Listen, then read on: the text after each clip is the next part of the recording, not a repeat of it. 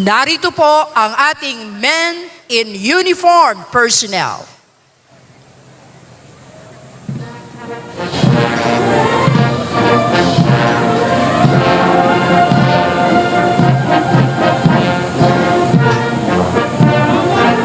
Ang mga tagapangalaga ng bansa naglilingkod sa iba't ibang larangan, isinasanggalang ang bansa sa anumang pagbabanta. Bumubungad po ang parada na kinabibilangan ng mga kawal Pilipino, ang mga kasapi ng ating sandatahang lakas. Pinangungunahan ito ni Major General Jose Bonifacio F. Calab ng Hukbong Himpapawid. Ang kanyang kalupunan, Colonel Leopoldo Asarden IV at Christopher Pablo ng Air Force, Captain Alan Canaleja ng Navy, Colonels Ronaldo Urbano, Navy Marines, Rafael Jason Talipan at Edward Viteño ng Army.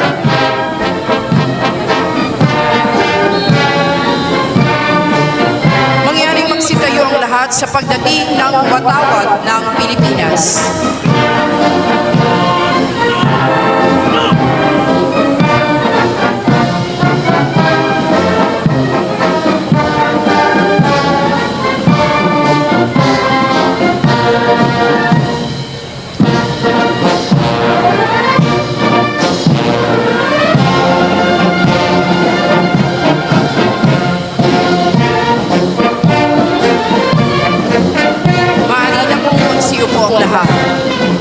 Sumusunod ang pinagsamang banda ng ating sandatahang lakas ng Pilipinas.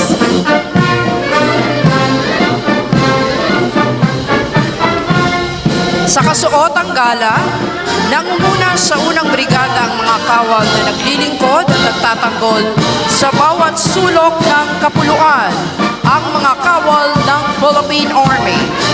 Laging nakahandang maglingkod upang panatilihin ang kapayapaan, seguridad at soberanya ng bansa. Tungkulin nito na ipagtanggol ang teritoryo ng Pilipinas laban sa anumang banta. Isinasagawa mga pagtulong sa mamamayan sa panahon ng kalamidad at krisis.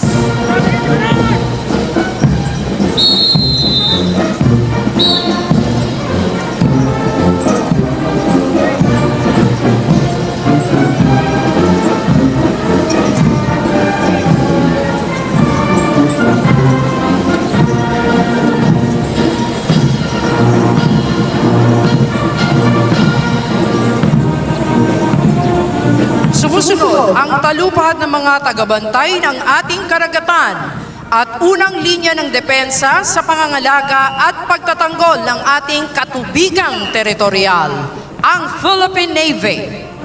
Isinasagawa nito ang operasyon ukol sa pagsagip at pagtulong sa mamamayan sa panahon ng kalamidad at sakuna. Pinangangalagaan din ng ating Philippine Navy ang yamang dagat at kapaligiran nito. Ang talupad ng mga tinaguriang mga anghel na mapaglingap ang mga kawal ng ating Philippine Air Force.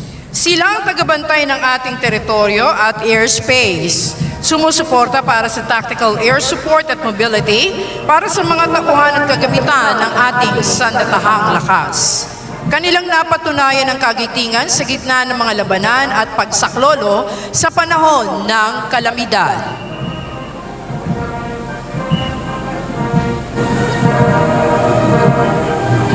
Ang pangalawang brigada sa kasuotang battle dress attire, binubuo ng Special Operations Forces o tinaguriang Elite Forces ng ating sandatahang lakas ng Pilipinas. Nangunguna ang talupad ng Scout Ranger at Special Forces ng Philippine Army. Binubuo ito ng mga individual na nakaangat ang kanilang kasanayan. Sinusong nilang small unit operations mula reconnaissance, intelligence, demolitions, jungle warfare, unconventional warfare, mga operasyong kontra-terorismo at iba pa mga pagbabanta sa pagsupil at kalayaan ng demokrasya ng bansa. Narito ang Special Operations Forces ng Navy, Naval Special Operations Command, Force Reconnaissance Group at Philippine Marine Corps. Ang mga unit na ito ay sinanay sa natatanging operasyon sa psychological at unconventional warfare, mapatubig, lupa at ere. Kabilang ang operasyong ukol sa reconnaissance, close combat, demolition, intelligence at underwater. Sumusunod na po ang mga magigiting na Special Operations Forces ng ating Philippine Air Force, ang Special Operations Wing o SPAW. Nakatuon ang SPAW sa mga operasyong espesyal upang maipagtanggol ang mga base at instalasyon ng Air Force at nagsasagawa ng iba pang mga kaukulang dagdag operasyon.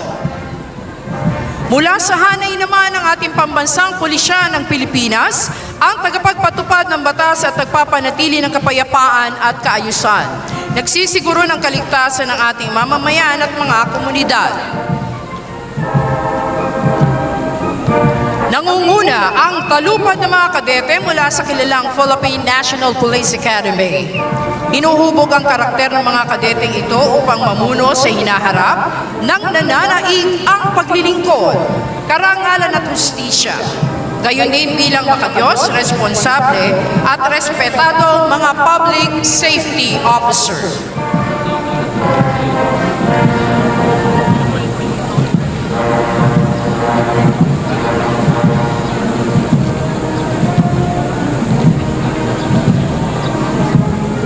Sumusunod ang mga kinatuwa ng Special Action Force, ang kilalang pangunahing maneuver unit na nakatuon sa rapid deployment sa anumang lugar sa bansa, partikular sa mga sitwasyong may bansa at internasyonal na implikasyon kontra terorismo, kontra-insurhensya, hostage rescue, civil disturbance management, search and rescue at iba pang espesyal na operasyon.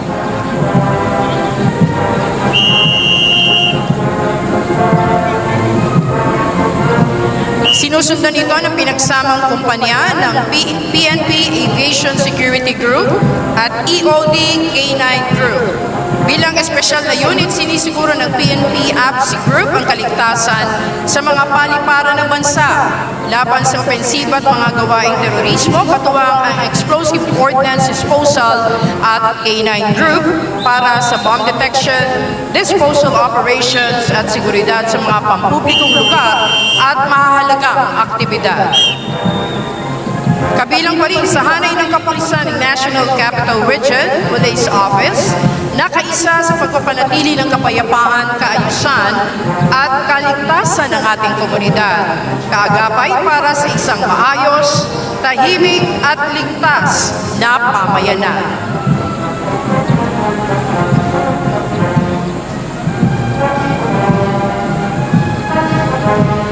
Sa bawat akbang ng kanilang marcha, tanga ng disiplina, lakas at kahandaan. Narito po ang mga kawani ng Philippine Coast Guard o Tanod Baybayin ng Pilipinas. Ipinamamalas ng mga kawani nito ang katapatan sa kanilang tungkulin at patuloy na ginagampanan ang mahalagang misyon na protektahan ang buhay at ari-arian sa karagatan. Ipatupad ang mga batas maritimo at panatilihin ang soberenya sa loob ng karagatang saklaw ng Pilipinas.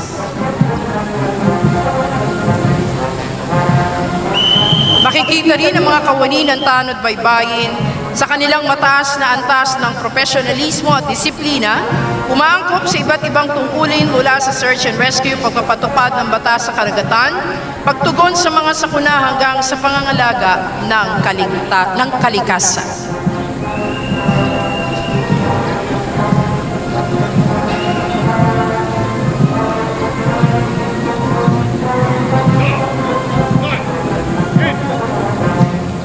Nasa ating harapan ang mga kinatawan ng Bureau of Fire Protection ng kawanian ng pamatay, sunog.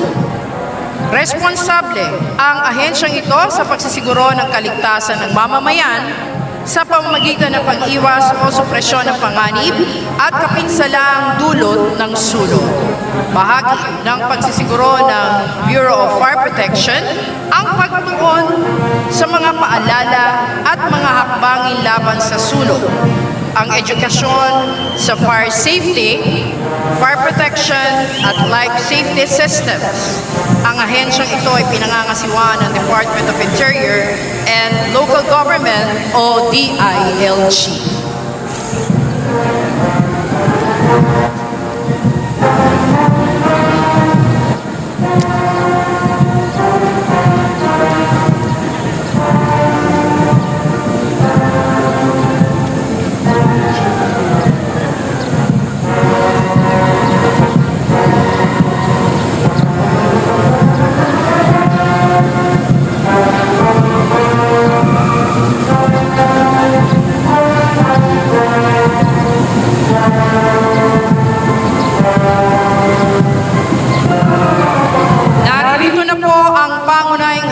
Ng pamahalaan sa ilalim pa rin ng Department of Interior and Local Government, ang Bureau of Jail Management and Penology o BJMP na itinatag sa bisa ng Republic Act 6975 taong 1991. Ang BJMP ay may mandatong tiyakin ang maayos na pamamahala ng mga kulungan sa mga lungsod, munisipyo at distrito sa buong bansa.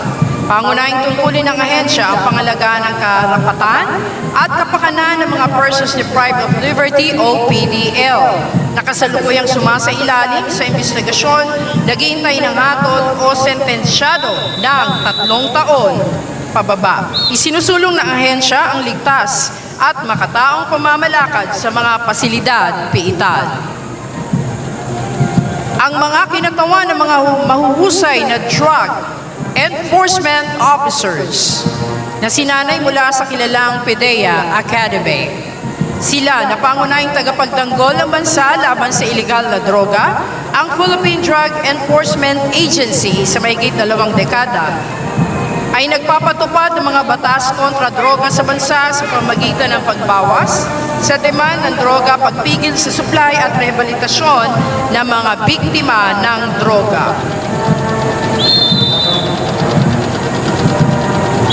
Nasa ating harapan ang mga kinatawan ng Bureau of Corrections, isa sa mga pangunahing haligi ng Philippine Criminal Justice System sa ilalim ng Kagawaran ng Katarungan o DOJ.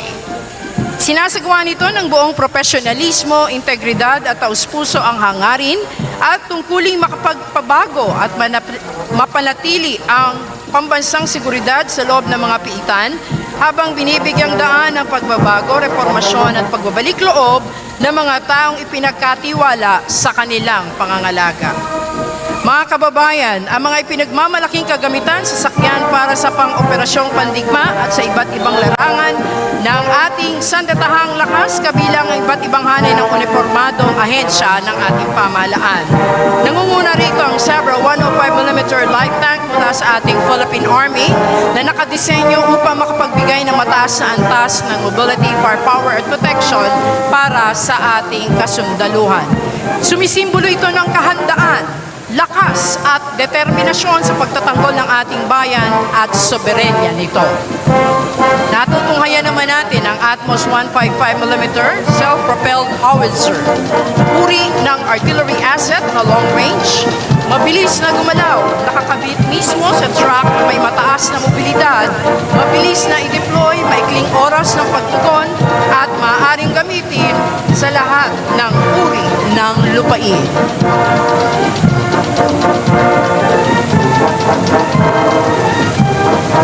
Sumusunod po ang search and rescue team mula po sa ating Philippine Army.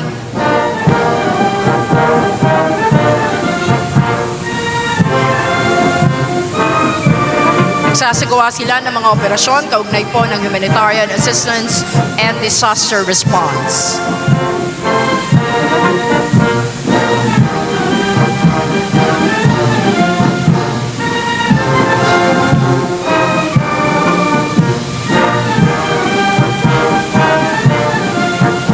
Narito rin po sa ating harapan ang mga sasakyang armor ng ating Philippine Navy Marines.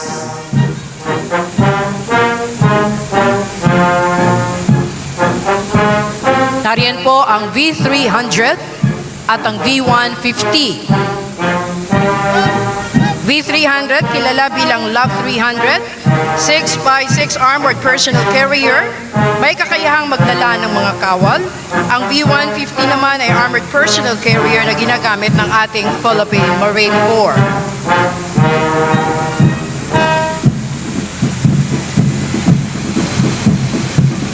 Nariyan din po ang 155mm howitzers mula pa rin po sa ating Philippine Navy Marines.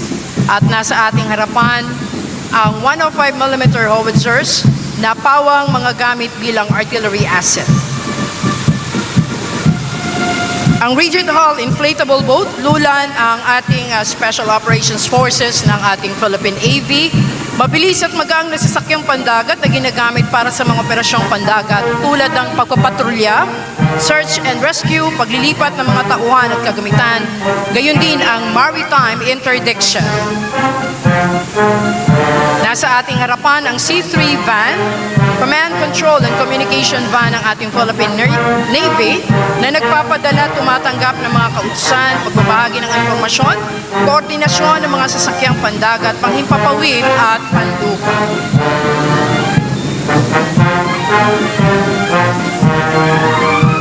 Mula naman po sa ating Philippine Air Force, nariyan po ang B-150 Armored Personal Carrier. Sasakyang pandigma ginagamit para sa seguridad at depensa ng mga basing panghimpapawid. Ang ating hukbong himpapawid ng Pilipinas ay gumagamit din ng unit, ang Spider Surface-to-Air Missile Defense System na 960th Air Missile Defense Wing na idinisenyo upang protektahan ng mga critical na lugar laban sa banta mula sa ating himpapawid. Ang TPS-14ME ay mobile at long-range na air surveillance radar system ng 580th Aircraft Control at Warning Wing. Dinisenyo para sa mabilisang pag-deploy at madali ang transportasyon.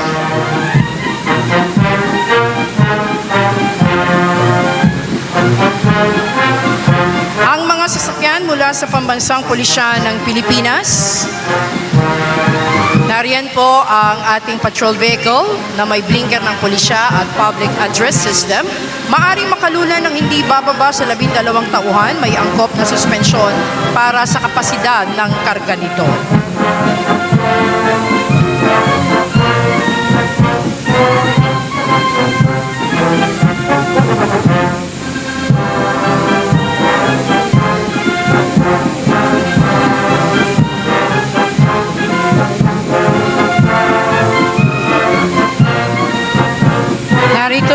Narito po sa ating harapan ang PNP SOCO van, ginagamit ng mga investigador sa pagsusuri at pagpoproseso ng pinangyarihan ng krimen. Mga heavy motorcycle mula sa Highway Patrol Group. Mga light motorcycle mula po sa NCRPO. Mga sasakyang pawang gamit sa mga tungkulin at gawain sa pakikipag-ugnayan, gawaing administratibo, pagpapatrolya at pagpapanatili ng police visibility.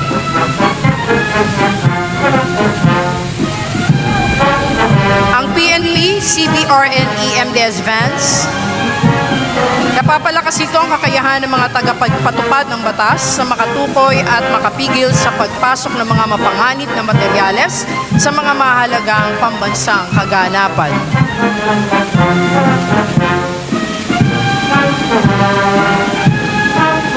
Ang ating SWAT vans, magaan, matibay at matatag na sasakyan gamit para sa paghahatid o pagdadala ng mga tropa o kargamento para sa mga espesyal na misyon.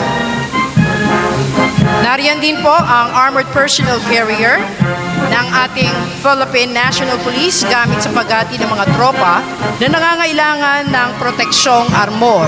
Idinisenyo upang maiiwas sa mga operatiba para sa direktang entry assault o pagpasok ng may pag-atake sa isang partikular na gusali at iba pang barikadong instruktura.